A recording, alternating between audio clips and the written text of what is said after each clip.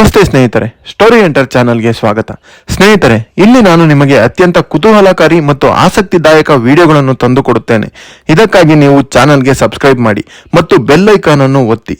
ಸ್ನೇಹಿತರೆ, ನಾವು ಇಂದು ಕೇಳಲಿರುವ ಕತೆ ನಮಗೆ ಆಶ್ಚರ್ಯ ಮೂಡಿಸುತ್ತದೆ. ಒಬ್ಬ ಮಹಿಳೆ ಸ್ವಯಂ ತನ್ನ ಗುರುತನ್ನು ಬದಲಿಸಿ ಪುರುಷನಂತೆ ಬದುಕಿದ ಕತೆ. ಹೌದು ಸ್ನೇಹಿತರೆ, ಇದು ಕೇವಲ ಕಾದಂಬರಿ ಅಲ್ಲ, ಇದು ನಿಜವಾದ ಜೀವನದ ಪ್ರಯೋಗ. ಇದು ಸೆಲ್ಫ್ ಮೇಡ್ ಮ್ಯಾನ್ ಎಂಬ ಪುಸ್ತಕದ ಹಿಂದೆ ಇರುವ ನಿಜವಾದ ಮಹಿಳೆ ನೋರಾ ವಿನ್ಸೆಂಟ್ ಅವರ ಜೀವನದ ಕಥೆಯಾಗಿದೆ. ಈ ರೀತಿಯ ವಿಷಯಗಳಿಗೂ ಕೂಡ ಪ್ರಯೋಗಗಳನ್ನು ನಡೆಸುತ್ತಾರೆ ಎಂಬ ವಿಷಯವೇ ನಮಗೆ ಆಶ್ಚರ್ಯ ತರುತ್ತದೆ. ಈ ಆಶ್ಚರ್ಯಕರ ವಿಚಾರದ ಬಗ್ಗೆ ನಾವು ಈ ಮುಂದಿನ ವಿಡಿಯೋದಲ್ಲಿ ತಿಳಿಯುತ್ತಾ ಹೋಗೋಣ. ಪುರುಷರ ಜೀವನ ನಿಜವಾಗಿಯೂ ಎಷ್ಟು ಸುಲಭ? ಸಮಾಜ ಪುರುಷರನ್ನು ಹೇಗೆ ನಿರೀಕ್ಷಿಸುತ್ತದೆ? ಹೆಂಗಸರು ಎದುರಿಸುವ ಸವಾಲುಗಳಂತೆ ಪುರುಷರಿಗೂ ಅದೇ ಮಟ್ಟದ ಕಷ್ಟಗಳು ಇವೆಯೇ? ಈ ಪ್ರಶ್ನೆಗಳಿಗೆ ಉತ್ತರ ಹುಡುಕಲು ನೋರಾ ವಿನ್ಸೆಂಟ್ ಅವರು ಸ್ವತಃ ಪುರುಷನಾಗಿ ಬದುಕಿ ನೋಡಬೇಕು ಎಂದು ತೀರ್ಮಾನಿಸಿದರು. ನೋರಾ ವಿನ್ಸೆಂಟ್ ತಮ್ಮ ದೇಹದ ಧ್ವನಿ ಮತ್ತು ವ್ಯಕ್ತಿತ್ವದ ರೂಪವನ್ನು ಬದಲಿಸಿದರು. ಅವರು ತಲೆ ಕೂದಲು ಕತ್ತರಿಸಿ ತಾತ್ಕಾಲಿಕ ದಾಡಿ ಹಾಕಿ ಧ್ವನಿ ತರಬೇತಿ ಪಡೆದು ಪುರುಷರಂತೆ ಮಾತನಾಡಲು ಕಲಿತರು. ಅವರು ನೆಡ್ ವಿನ್ಸೆಂಟ್ ಎಂಬ ಹೆಸರಿನಲ್ಲಿ ಹೊಸ ವ್ಯಕ್ತಿಯಾಗಿ ಬದುಕಲು ಪ್ರಾರಂಭಿಸಿದರು. ಸ್ನೇಹಿತರೆ, ಈ ಪ್ರಯೋಗಕ್ಕೆ ಅವರು ಸಂಪೂರ್ಣ ಸಿದ್ಧತೆಯನ್ನು ಮಾಡಿಕೊಂಡಿದ್ದರು. ಮನಃಶಾಸ್ತ್ರಜ್ಞರ ಸಲಹೆ ಪಡೆದಿದ್ದರು. ಶರೀರ ಭಾಷೆ, ಬಾಡಿ ಲ್ಯಾಂಗ್ವೇಜ್ ನಿಂದ ಹಿಡಿದು ಮಾತನಾಡುವ ದಾಟಿಯವರೆಗೂ ಅಭ್ಯಾಸ ಮಾಡಿದ್ದರು. ಅವರ ಉದ್ದೇಶ 18 ತಿಂಗಳು ಪೂರ್ಣ ಪುರುಷನಂತೆ ಜೀವನ ನಡೆಸುವುದು ಹಾಗೂ ಮಹಿಳೆಯಾಗಿ ತಮ್ಮ ಜೀವನದಿಂದ ಸಂಪೂರ್ಣ ವಿಭಿನ್ನವಾದ ಲೋಕವನ್ನು ಅನುಭವಿಸುವುದು ಅವರ ಉದ್ದೇಶವಾಗಿತ್ತು.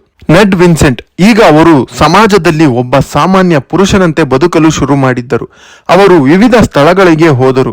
ಜಿಮ್, ಬಾರು, ಕ್ರೀಡಾಂಗಣ, ಕೆಲಸದ ಸ್ಥಳಗಳು, ಧಾರ್ಮಿಕ ಗುಂಪುಗಳು ಮತ್ತು ಡೇಟಿಂಗ್ ಲೋಕ. ಅವರ ಪ್ರಥಮ ಅನುಭವವೇ ಆಘಾತಕಾರಿಯಾಗಿತ್ತು. ಅವರು ಕಂಡುಹಿಡಿದರು, ಪುರುಷರು ಸಹ ಒತ್ತಡದಲ್ಲಿರುತ್ತಾರೆ. ಪುರುಷರು ಸದಾ ಬಲಿಷ್ಠ, ನಿರ್ಧಾರಶೀಲ ಮತ್ತು ನಿಭಾಯಿಸುವ ವ್ಯಕ್ತಿಯಂತೆ ಕಾಣಬೇಕು ಎಂದು ನಿರೀಕ್ಷೆ, ಭಾವನೆ ತೋರಿದರೆ ದುರ್ಬಲ ಎಂಬ ಟ್ಯಾಗ್, ಈ ಎಲ್ಲಾ ಅಂಶಗಳನ್ನು ಅವರು ಪ್ರಾರಂಭದಲ್ಲಿಯೇ ಕಂಡುಕೊಂಡರು. ಸ್ನೇಹಿತರೆ, ನಮಗಿಲ್ಲೊಂದು ಪ್ರಶ್ನೆ ಕಾಡುತ್ತದೆ. ಈ ನೋರಾ ವಿನ್ಸೆಂಟ್ ಯಾರು?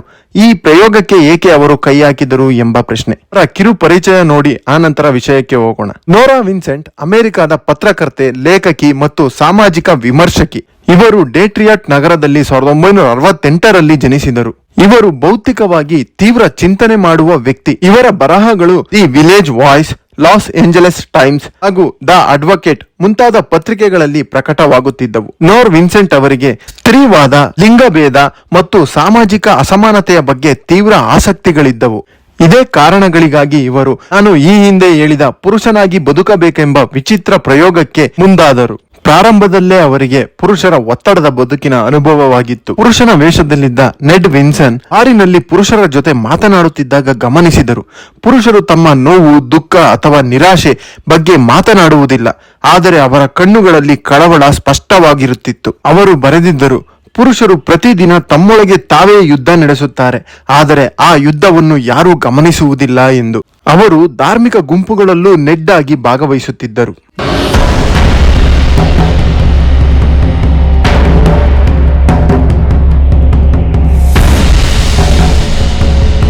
ಧರ್ಮ ಮತ್ತು ನಂಬಿಕೆಯ ಲೋಕದಲ್ಲೂ ಪುರುಷರಿಗೆ ನಂಬಿಕೆ ಉಂಟಾದರೂ ಭಾವನಾತ್ಮಕವಾಗಿ ಅವರಿಗೆ ವಿಶ್ರಾಂತಿ ಕಡಿಮೆ ಎಂದು ಅವರಿಗೆ ತಿಳಿದು ಬಂತು. ಇನ್ನು ಕೆಲಸದ ಸ್ಥಳದಲ್ಲಂತೂ ಅವರು ಪುರುಷರ ಜೀವನದ ಮತ್ತೊಂದು ಮುಖವನ್ನೇ ಕಂಡರು. ಪುರುಷರಿಗೆ ಕೆಲಸ ಕೇವಲ ಆದಾಯದ ಮೂಲವಲ್ಲ, ಅದು ಅವರ ಅಸ್ತಿತ್ವದ ಗುರುತು. ಪುರುಷರ ಮೇಲೆ ನಿರಂತರ ಸ್ಪರ್ಧೆಯ ಒತ್ತಡ ಇರುತ್ತದೆ.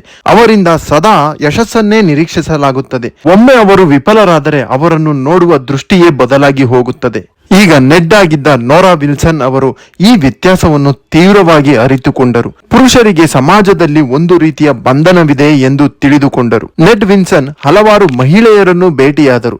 ಅವರು ಅನುಭವಿಸಿದರು, ಡೇಟಿಂಗ್ ನಲ್ಲಿ ಪುರುಷರಿಗೆ ತುಂಬಾ ಒತ್ತಡ ಇರುತ್ತದೆ ಎಂದು. ಪುರುಷನೇ ಮಾತು ಆರಂಭಿಸಬೇಕು, ಅವನೇ ಹಣ ಖರ್ಚು ಮಾಡಬೇಕು, ಅವನೇ ಆಸಕ್ತಿ ತೋರಬೇಕು. ಮಹಿಳೆ ಇಲ್ಲ ಎಂದರೆ ಅವನು ಸುಮ್ಮನಾಗಬೇಕು. ಆ ಮಹಿಳೆ ಒಪ್ಪಿಕೊಂಡರೆ ಜವಾಬ್ದಾರಿ ಹೆಚ್ಚಾಗುತ್ತದೆ. ಈ ಎಲ್ಲಾ ವಿಚಾರಗಳಿಂದ ನೋರಾ ವಿನ್ಸೆಂಟ್ ತಿಳಿದುಕೊಂಡದ್ದು, ಪುರುಷರಿಂದಲೇ ಪರಿಪೂರ್ಣತೆ ನಿರೀಕ್ಷಿಸುವುದು ಪುರುಷರಿಗೆ ನಿಜವಾದ ಸಂಕೋಲೆ ಎಂದು. ಅವರು 18 ತಿಂಗಳುಗಳ ಕಾಲ ಪುರುಷರಾಗಿ ಬದುಕಿದ ನಂತರ ಅವರ ಪುಸ್ತಕದಲ್ಲಿ ಬರೆದುಕೊಂಡರು, ಈ 18 ತಿಂಗಳ ಬದುಕು ನನ್ನನ್ನು ಸಂಪೂರ್ಣ ಬದಲಿಸಿತು. ನಾನು ಹೆಂಗಸಾಗಿ ಪುರುಷರ ಬಗ್ಗೆ ತೀರ್ಪು ಕೊಟ್ಟಿದ್ದೆ, ಆದರೆ ಪುರುಷನಾಗಿ ಬದುಕಿದ ಮೇಲೆ ಅವರ ನೋವು ಅರ್ಥವಾಯಿತು. ಹೆಂಗಸರು ಅನುಭವಿಸುವ ಅಸಮಾನತೆಗಳು ನಿಜವಾಗಿಯೂ ಗಂಭೀರವಾಗಿದ್ದರೂ ಪುರುಷರ ಭೌತಿಕ ಮತ್ತು ಭಾವನಾತ್ಮಕ ಒತ್ತಡವೂ ಅಷ್ಟೇ ತೀವ್ರ ಎಂದು ಅವರು ತಮ್ಮ ಪುಸ್ತಕದಲ್ಲಿ ಬರೆದಿದ್ದಾರೆ.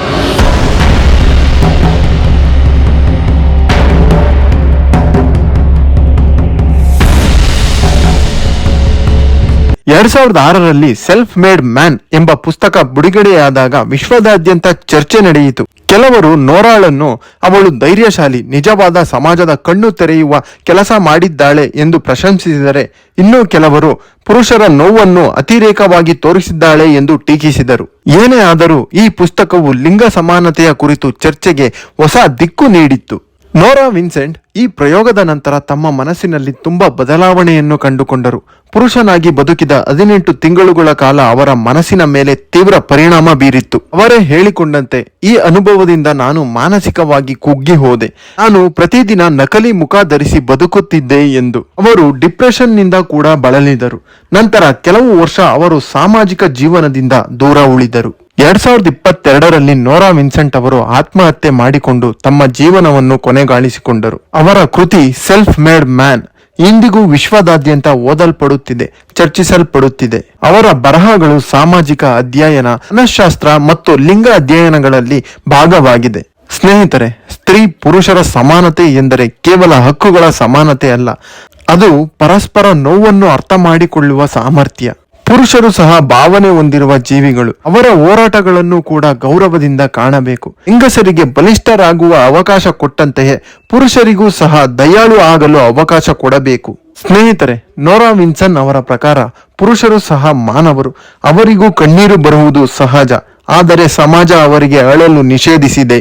ಸೆಲ್ಫ್ ಮೇಡ್ ಮ್ಯಾನ್ ಇದು ಕೇವಲ ಜೀವನದ ಕಥೆಯಲ್ಲ, ಇದು ಸಮಾಜಕ್ಕೆ ಹಿಡಿದ ಕನ್ನಡಿಯಂತಿದೆ. ಪುರುಷತ್ವ, ಹೆಂಗಸಿನ ಭಾವನೆ ಮತ್ತು ಮಾನವೀಯತೆ ಎಂಬ 3 ಅಂಶಗಳನ್ನು ಒಂದೇ ವೇದಿಕೆಯಲ್ಲಿ ತೋರಿಸಿದ ಅಪರೂಪ ಕೃತಿ ಇದು. ನಾವು ಪ್ರತಿದಿನ ಸ್ತ್ರೀ ಪುರುಷರ ವ್ಯತ್ಯಾಸದ ಬಗ್ಗೆ ಮಾತನಾಡುತ್ತೇವೆ, ಅದನ್ನು ಅರ್ಥ ಮಾಡಿಕೊಳ್ಳುವುದಿಲ್ಲ.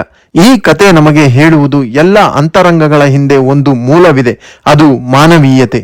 ಯಾರು ಯಾವ ಲಿಂಗದವರೇ ಆಗಲಿ ಅವರಿಗೆ ಗೌರವ, ಪ್ರೀತಿ ಮತ್ತು ಮನಸ್ಸಿನ ಶಾಂತಿ ಬೇಕು ಎಂದು. ನೋರಾ ವಿನ್ಸನ್ ಹೇಳುವಂತೆ, ನಾನು ಪುರುಷನಾಗಿ ಬದುಕಿ ನೋಡಿದಾಗ ನನ್ನೊಳಗಿನ ಹೆಂಗಸನ್ನು ನಾನು ಇನ್ನೂ ಹೆಚ್ಚು ಅರ್ಥ ಮಾಡಿಕೊಂಡೆ. ಇದಕ್ಕಿಂತ ಹೆಚ್ಚಿನ ಶಕ್ತಿಯುತ ಸಂದೇಶ ಏನಿರಬಹುದು ಸ್ನೇಹಿತರೆ?